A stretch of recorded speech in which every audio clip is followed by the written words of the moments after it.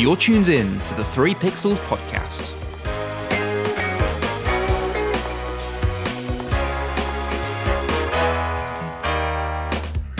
Ho, ho, ho, and welcome to the 3 Pixels Christmas special.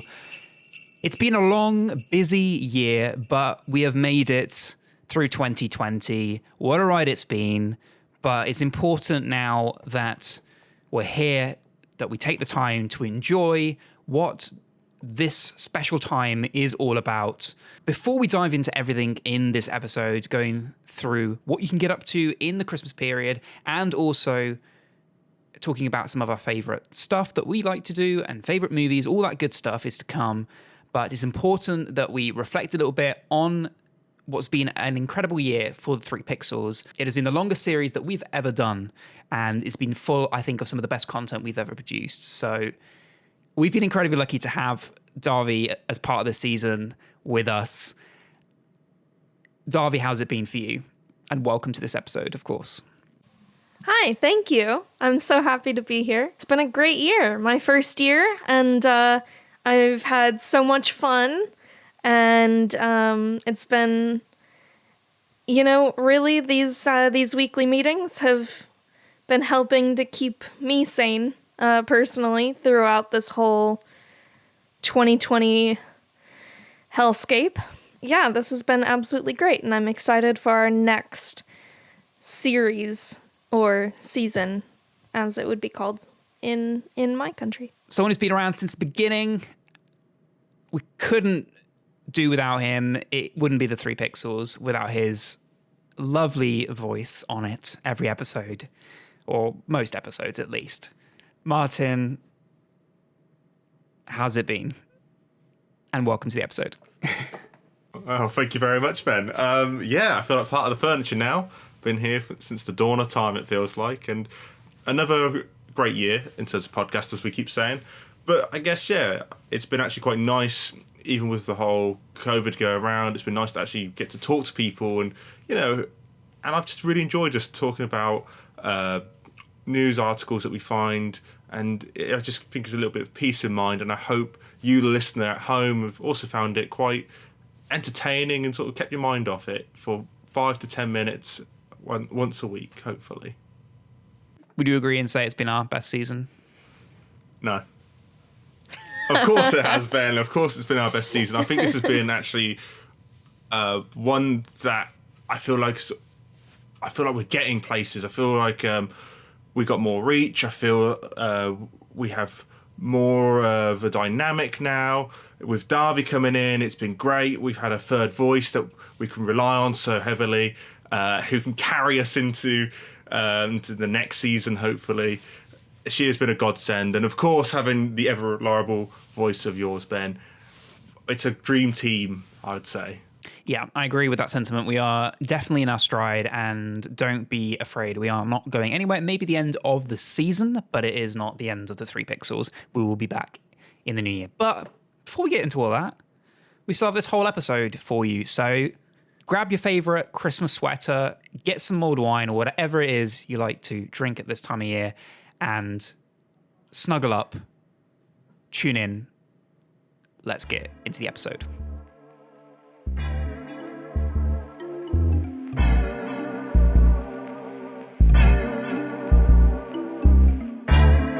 So as we've been talking, it has been a wonderful year for us at 3 Pixels, and I won't go into that in detail anymore. You've heard enough of that. We've been fluffing ourselves up so far this episode. But it is worth just very quickly us running through. We record so much, and there is even stuff that you guys haven't even heard yet that hasn't been put out, and episodes get cut down and things like that. So it's hard for us to remember everything. So I ran through the list with the team of the incredible amount of episodes we've done this year to see what their favorite episodes are.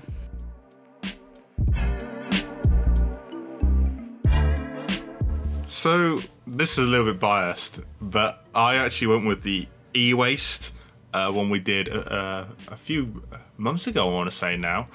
And I just thought it was a nice conversation that we had. And it's not because my mum also featured in there for the first time. she's been bugging me for ages about, oh, we'd like to go on your podcast. I'm like, well, we'll have to see. So, yeah, I just think it was just a nice conversation that we had about a pressing question that, that people have been talking about for many years about how much waste we produce and how people can go about making their lives more greener. And I just feel like overall it was a successful episode that walking away from, I did genuinely think, we've put our views out there very nicely and very coherently. So it was genuinely one of those I thought, yeah, that was superb.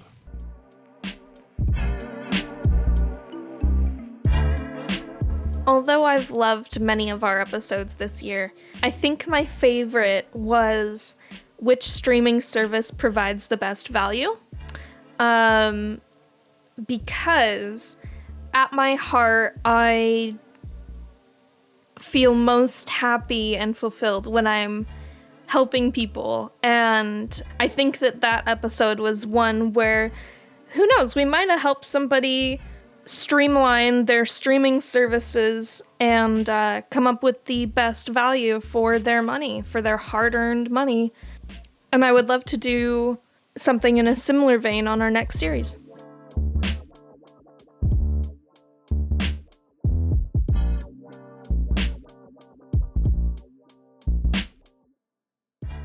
Some brilliant suggestions there from the team. For my personal favorite, it's been a little bit difficult because we've covered a lot of important information for you guys listening, to help keep you up to date on the crazy things that have been happening this year. Those have been some really important work, and we've, I hope, made a real difference and kept people informed and supported some great movements, of course, Black Lives Matter being one of those. But some of my most memorable moments are the times where we're just goofing about.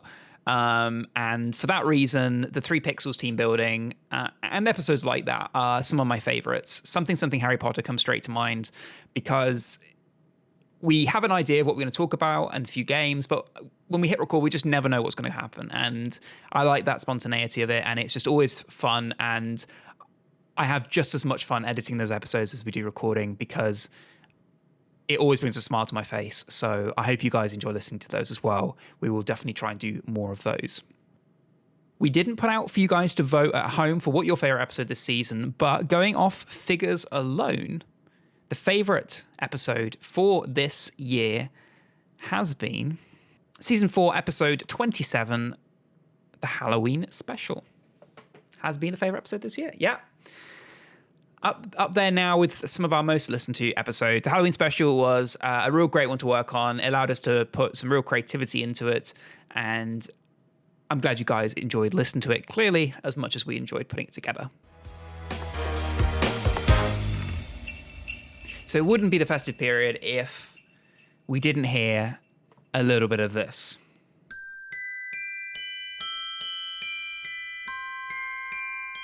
And that's all I can play because copyright. Mariah Carey has managed to complete a journey, at least here in the UK, that is 26 years in the making. The song, although came out in 1994, it didn't make it to the top 1 spot at the time and hasn't since until 2020. A crazy year this year has been, but for Mariah Carey, she's made it with All I Want for Christmas, topping the UK charts this year. Do we like this song in general? Are we a fan? Do we have a Christmas song of preference over this, Darby? I've got nothing against this song. I just listened to it yesterday, actually. I do regret to say that I think there are other artists who have covered the same song and to a slightly higher quality. No disrespect to Miss Carey. Her voice is not my absolute favorite, but that's okay. Well, as you say, it was made in 94, and as we all know, good things come from 1994, so it's the best song ever, No, I don't think it's my personal favourite. I'm happy for Mariah Carey to hit the number 1 spot after 26 years in waiting, but I'd say I do like Wham more, and, I like the old classic, like, Wizard in there. I don't know, I'm more like... the oldies are the best ones, really. And I know you might say 26 is a long time ago, but anything that, it's an old classic, those sort of songs. And this is sort of like it's good, but it's not quite good as Wizard or Wham. Of course. And I know bringing up Christmas songs is a difficult conversation for many because they all have that one that really sits there in their heart. You know, every Christmas they have that one song. So I'm not going to delve too deep in that conversation. But for Mariah Carey, at least, All I Want for Christmas is number one this year. So, of course, we all know that it just isn't going to be the same this year. COVID has changed how a lot of us spend a lot of our time. And unfortunately, the fact that it's this time in December really doesn't change much in terms of the pandemic. And people are going to have to do things a little bit differently this year. But that's okay, because we're here to help give you some useful things that you could do that may be different, but hopefully still just as fun. Santas have been adjusting too. And it's weird to say it, but Santa is unfortunately a bit out of a job this year. Usually you go to every, shopping center or Christmas market or wherever, and there's a grotto and there's some elves, and you can go and see Santa with your little kid. Or go as a big kid, if that's what you'd like to do. However, this year, since September, Santas have been doing it virtually via Zoom. Scott, one guy who's been playing Santa for many years, donned his £2,000 Santa suit, although he says sometimes you can cheat and just put half of it on. We've all done that on Zoom, let's be honest. And he's been seeing kids and talking to them and families alike through Zoom this year.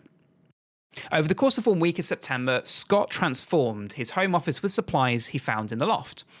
One wall is now covered with Christmas pictures and ornaments, as well as electric lights that flicker like candles. Scott painted a chair with gold leaf to look a bit grand, in his words, and hung some Christmas curtains around his window. He says, when I do a Zoom call, as far as the kids are concerned, they're talking to Santa in the North Pole. But Scott is far from the only Santa offering these services. In October, actor James Bartlett launched santascallingyou.co.uk, transforming the UK's Mr. and Mrs. Claus and elves into gig workers. Bartlett has a cast of 50 hand-selected festive actors who each choose how many Zoom calls they would like to do in a day. The vast majority of these Santas have previous experience in the role, but needed a new outlet after shopping centres closed. Bartlett says the response to Santa's Calling You has been overwhelming and sees his business outlasting lockdowns and social distancing. He says, it's a different experience. You don't have to wait in the cold for your time to see Santa, the 32-year-old says, noting that a child gets 8 to 10 minutes with Santa during a £24.99 call, but many grottos have children in and out in a minute. I think with the way that the world is and how technology is going, this is an experience that is going to be popular for years and years to come. And do you know what? I'm likely to believe him. With the way technology is, virtual backgrounds and great cameras and just great software like Zoom, I think it's more of an immersive experience to be calling Santa, because with kids, there's always this thing that, well, how is Santa in every shopping mall and how is he in every place? He's got to be wrapping presents for Christmas. But the idea of him being able to get away to speak to me on a call as a kid, I think that that's a very special proposition. And I think that actually it probably would be a cooler, more exciting thing for kids as well.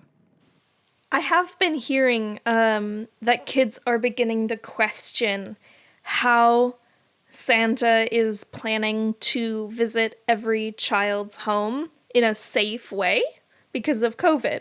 So is Santa going to be wearing a mask? And how do we put out Christmas cookies for Santa? Does Santa have to quarantine before he can come and visit our house? Stuff like that. I've been hearing about these kids asking, genuine Santa-related questions in the age of COVID. So in my personal opinion, Zoom Santa calls could be a really good answer to their questions. It's a great idea, personally, because it feels more personal towards the kids. When you go to Santa's grotto, you got to line up. There's many kids before you. and after you, and you feel like, well, how come Santa has all this time for me? Like Ben said, why is he not in the North Pole looking after elves? And I think having that sort of mystique of, I'm calling Santa, he's going to talk to me for 5-10 minutes, I feel like maybe they feel it's more exclusive to children, and they feel like they're getting the full Santa package, as well as it keeps that mystique of, well, I never get to see Santa in the flesh. You know, he is this, you know, almost just secret giving man that I never get to see, and this sort of keeps that sort of mystique. You know, we always see these stories of like kids pulling like the beard off Santa sort of thing, and their Christmas is ruined because they no longer believe in Santa because it's just a man in a costume.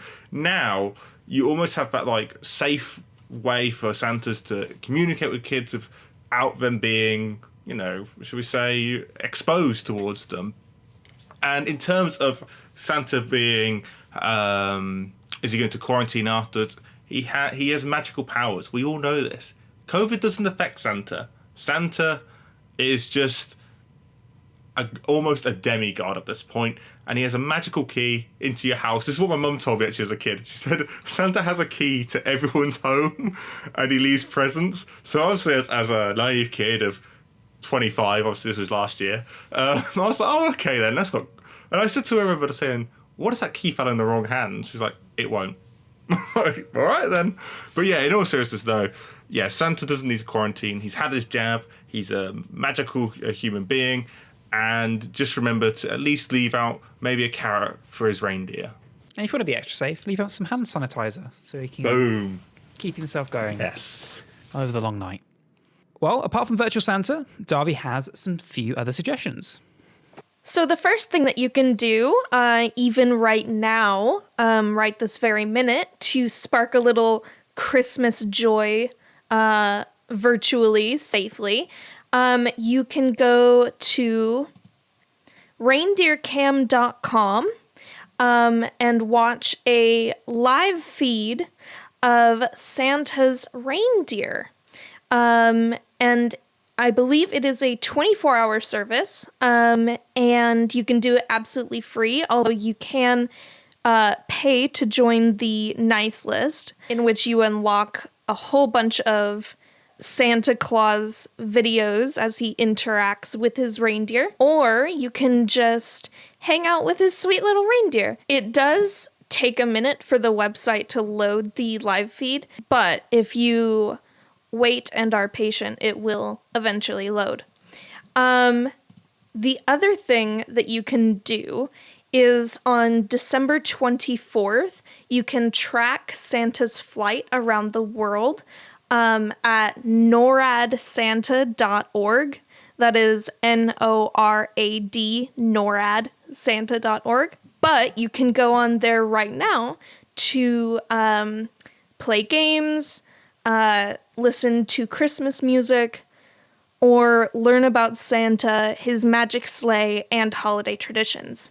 So there are plenty of resources online for you and the kiddos to have a fantastic Christmas. I actually have done the NORAD Santa tracker in my family for many years. I have fond memories of my mother doing it for myself when I was a child, and we would watch his little virtual sleigh as it went around the world. And then I actually started doing the reindeer cam with my siblings when they were younger, and they loved it, especially during feeding time with Santa Claus.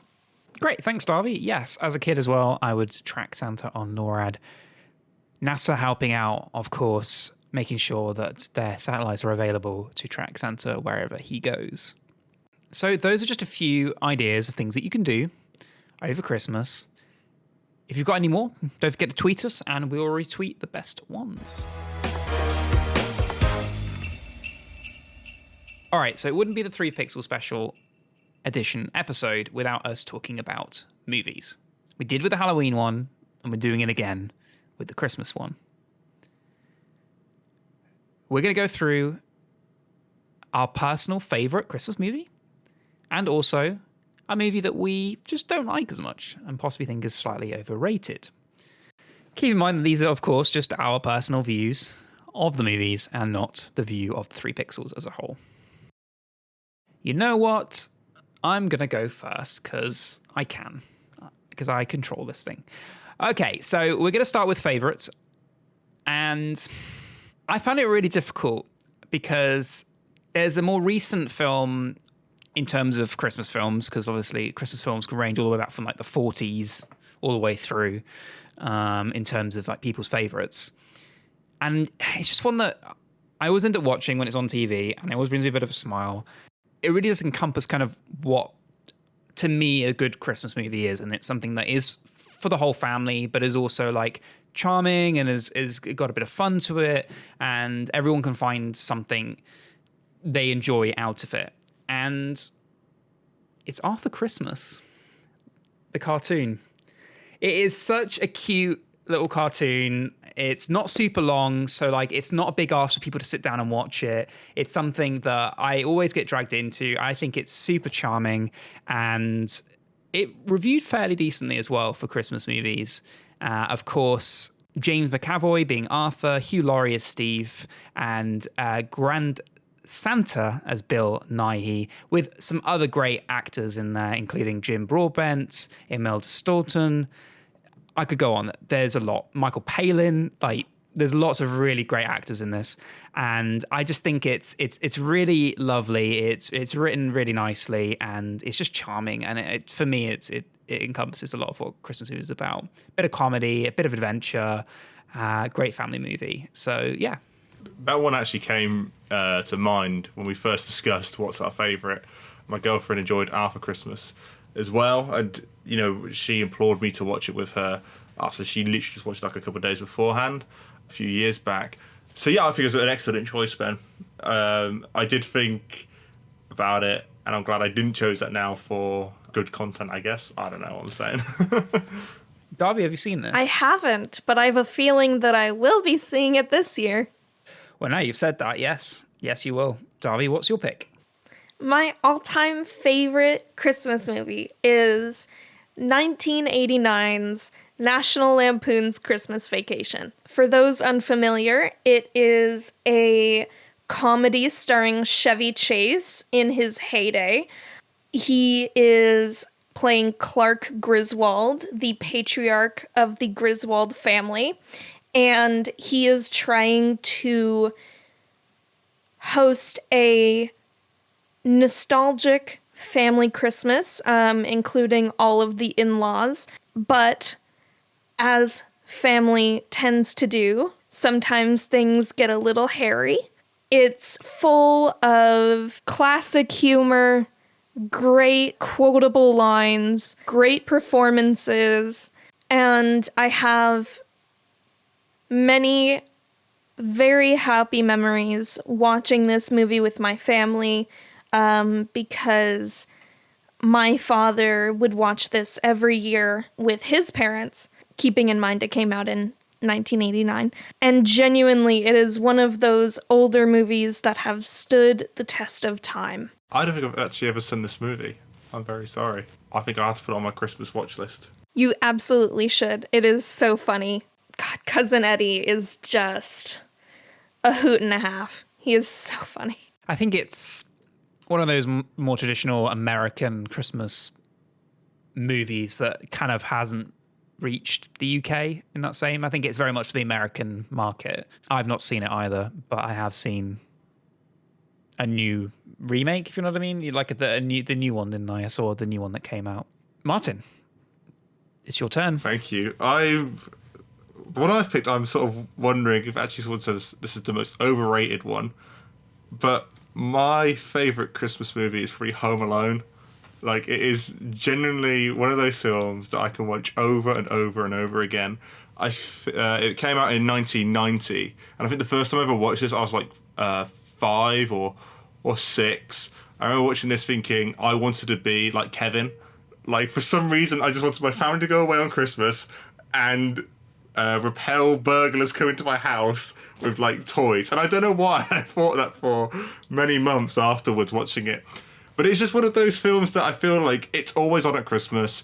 Mostly people have seen this film. It got nominated for 2 Oscars. which was best original score and best original song. And yeah, I just generally it's one of those films that it takes me back to a simpler time, and I could just watch it forever and ever, I believe. Nice, good choice. Home Alone is a classic movie, and there's no way of getting around that. That would be in my top 5. Yeah, I mean, it's like classic slapstick humor. Has a good, like, wholesome message in the end. And for people who haven't seen it, if not, it is pretty much family go on vacation, leave their youngest child there, and robbers called the Wet Bandits, which is just great, try and burgle this house because they know it's empty, all for this one kid. And this kid tries to repel these burglars who would, steal pretty much Christmas and all their family items while away. And it's just a good hootenanny, really. Okay, so turning the tables. What is our individual worst episodes? God. What is our individual worst films for Christmas? Maybe it's one that we think is a little bit overrated, or maybe it's just one that if it's on TV, we're like, and just change the channel. I have a deeply controversial opinion. So prepare yourselves. That's what I was hoping for. That's what I was hoping for. Let's get the popcorn. Okay, so there genuinely isn't a Christmas movie that I hate, but there is one in particular that I think is so overrated. I enjoy it. I want to be clear as I go into this. I enjoy this movie. Okay? I just think it's so overrated and does not deserve the praise and attention it gets every holiday season. That is 2003's Love Actually. I knew it. If I had a bet on any movie you're going to say out of your mouth, that was the one. Okay, specifically, I enjoy the premise of a movie that features so many intertwining stories. I really enjoy how it all ties up in the end. Solid. As a narrative choice, peak. However, there are 3 storylines in this movie that I don't enjoy watching. And considering there are only a handful to begin with, that's quite a big portion of the movie that I don't enjoy watching.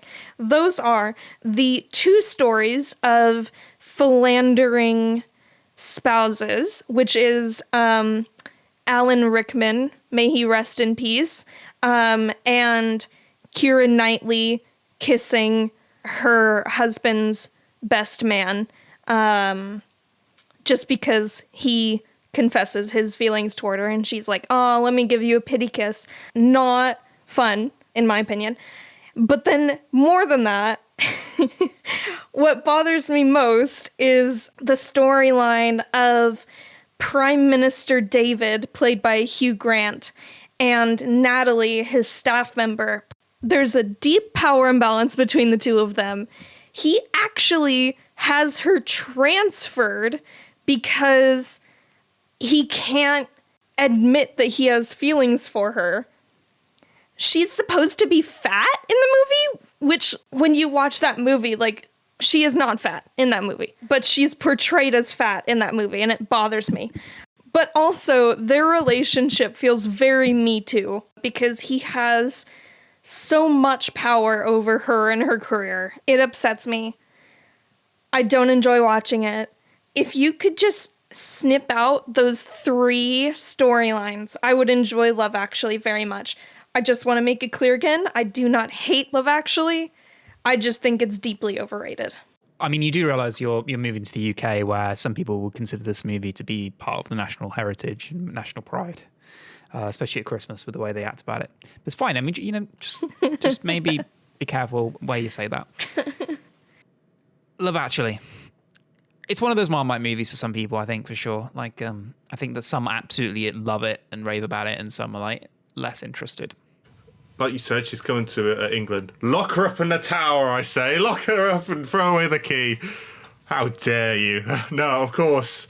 Actually, when you were going through the reason you didn't like it, there were 1 or 2 things I thought, oh yeah, I forgot about that in the film.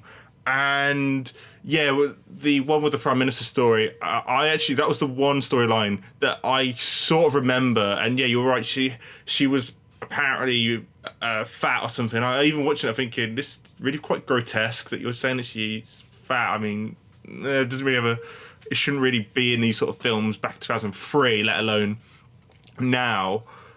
But it's still charming. Still to this day, I still really like the film. And Ben's right. Here in the UK, a lot of people do love this film and see it as probably top 5 all-time Christmas films. But yeah, when you were going through the list of why I don't like it, there were moments I was going, oh yeah, I forgot about that.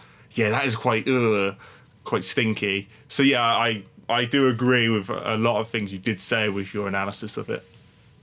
So Martin, what's your choice? Okay, so I feel like I'm going to dig myself a hole, or should I say, if Darby's started the hole, I'm just going to finish it right now. I've actually gone with probably one of the most loved here, and that's The Snowman from 1982. That film, I cannot stand. To even call it a film, it was actually more of a short film, but it is a film nevertheless.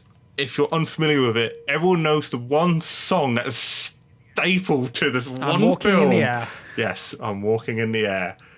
One song does not make a film. I just hate it. Everything about it, I just hate. Just the whole, got a magical snowman, let's go fly off and party with some snowmen. I'm thinking, what is this rubbish? And to top it off, they actually made a sequel to this called Father Christmas. And that was made in 1991, which I'm also going to break the rules here to go on the bad and naughty list here for Ben. I also hate that one as well, where I don't know if I can say this word, but I'm going to say it and you can bleep it out if you want. Father Christmas says, every other word he says, bloomin' owl, or bloomin' this. And it's just like, calm it down, mate. I'm just a bit like, I just hate them. I hate the animation style. I hate the kid in the first film. The song is overplayed completely. Like I said, it is literally just, that pretty much is the bow over the rubbish present, in my opinion. It's pretty much, it's pretty much the socks of Christmas films, in my opinion. Like, oh yeah, I got socks. But no one's excited about socks. No one's excited about socks. Everyone's looking for the Lego and I don't know, Nerf guns or whatever kids are into these days. Yeah, it is, how I put it is the socks, or maybe even the coal of films for me over Christmas. Yeah, I agree with you on that. I'm not a particular fan of the movie. It's a very British movie for sure. There's not much about it. Yeah, there's nothing really to rave about it. I think you've said everything, Martin. I really don't have anything to say about it, and I think it's one for the list for sure. I guess it's my turn. And I'm going to keep up the trend of probably offending lots of people, maybe even offending some of you guys here. Who knows? This is a movie that is yet again dear to some people's hearts, and I can understand why some people would like this. So my dislike for it is not like, I don't understand why anyone would enjoy this. Maybe Martin feels with The Snowman, but this is an adventure, it's a comedy, it's a family movie, and I know plenty of people who have to see it every year, and I get it. It's an American film starring one person, and I only have to say this person's name, and a lot of you already know exactly the film I'm talking about. Will Ferrell. Yeah, I already knew. And it's Alf. I'm sorry, most of it for me is I'm not a Will Ferrell fan. I'm just not a big fan. I'm not an Anchorman fan. I'm not big into his type of movies. They just don't make me laugh. I'm sorry, I don't find them that entertaining. The synopsis for Alf, if you haven't seen it, essentially, a man was raised in the North Pole. He discovers he's actually a human, and he decides to travel to New York to locate his real father. I don't have much more to say on it, really. I just, nothing ever sticks with me. If it's one of those, I could just turn it off immediately if it ever comes on the TV. I get it's got some good actors in it, and it's, a lot of people hold it quite dear, and it's a 2003, another classic period for these kind of Christmas movies. But sorry, it's on the naughty list for me. I would just say, I'm glad you picked that one, because that was my second that I was going to pick. Yeah, I am not the biggest fan of it. The only redeeming quality is Ben knows how much I love her, and that's Zooey Deschanel. I really like Zooey Deschanel. I love her acting, and I've watched quite a lot of her movies. That is literally the only saving grace of that film for me. And other than that, a bit like Ben, I'm not the biggest Wolfell fan. Yeah, I think it's just deserved to be on here. Again, let me just dig myself even more of a hole as I'm saying these things. But yeah, I definitely understand why it's on this list. Darby, are you a fan? To me, Elf is one of those movies that you can, like, have on the TV on Boxing Day or something and just kind of ignore it and, like, chit-chat with your family. And it's not one that I often sit down and watch and enjoy. I feel very lukewarm toward Elf. Like, it's a middle-of-the-road, mediocre movie. If not this, probably one of the movies we've mentioned in our naughty list probably has offended someone. And I apologize, but I'm not really sorry. These are just our personal opinions. You know, movies are very, very personal. We all have our favorites and we all have our dislikes, just like with other things. I will just say, for the people who are upset and maybe angry, like the films that I've mentioned, this is from a guy who really likes those really low budget Christmas movies that you'll see on, like, here in the UK on Channel 5, like The Runaway Christmas Bride and stuff like that, where like ex-lovers meet or childhood friends are caught up in a storm, like bad films. I like those sort of films. So honestly, I am not a movie critic in any way. So please do not come after me or in any sense to be upset with the films that myself or even my colleagues have said. I just want to throw this one in here. This is a movie I've had on a tab here, and I feel like I just have to mention it. It's one of those that I just weirdly don't feel proud when I mention it, but it's one of those that makes me feel kind of warm and fuzzy at Christmas. I don't know why. I just can't explain it, but it's The Holiday. I don't know if you've ever seen it. Two girls from different countries swap homes. Yeah. One from England, one from America. Yeah. It's got Cameron Diaz and Kate Winslet. I forgot about that movie. Jack Black, Jude Law. It doesn't rate online that highly, but it's a simple movie, but I just think it's quite heartwarming at Christmas, and I'm throwing that in there. It's not one that I'd be proud to shout out that I quite enjoy, but I enjoy it. Before coming on here, I actually looked like top 20 films that people love around Christmas, and that was like number 18 or 17 or something. And when I went, what is this film? Watched the trailer, went, oh yeah, this film. Yeah, what a strange film. That's like a bit of a blind side, personally. I just can't comment. I can't remember anything about the film. And there we have it. We're at the end, I'm afraid, of another special episode to end what has been a fantastic season 4. We've put a lot of love and work into this episode, and we hope truly from the bottom of our hearts that you guys have enjoyed following along with us this season as much as we've enjoyed putting it all together for you. If you have any ideas or things you'd like to see in the new season, we'd love to hear from you. Please get in touch. All the contact details are in the show notes, and we may just give a little something back to an idea that we really like the sound of. So please get in touch. Thank you again so much to my two wonderful co-hosts. I am incredibly lucky to do something like this with these people. They've made what has been a really complicated year seem not so bad. And I have some fantastic memories making what has been truly the best season yet. And I'm incredibly thankful for that. Thank you for the final time in 2020 to both Martin and Darby. I'll let you guys fight over who talks first, which has been a running thing this season. Martin, you didn't put up much of a fight. No. Martin's a gentleman. No, because I know I'll lose. They're like, yeah, we'll pretend it's because I'm trying to be gentlemanly. No, I'll just lose. So. Yeah, Ben, thank you for having me. It's been a genuine pleasure. I'm so thankful that you guys invited me to join you, and it's been so much fun, and I'm so excited for next time. Yeah, again, thank you very much, Ben. I've really enjoyed this season, and I'm going to also make a promise on here that I will actually kick Darby's butt when it comes to games again, because Ben, let's face it, we sucked this year when it came against Darby. We really need to knuckle down and and get better. So that is going to be our New Year's resolution, I think, as well.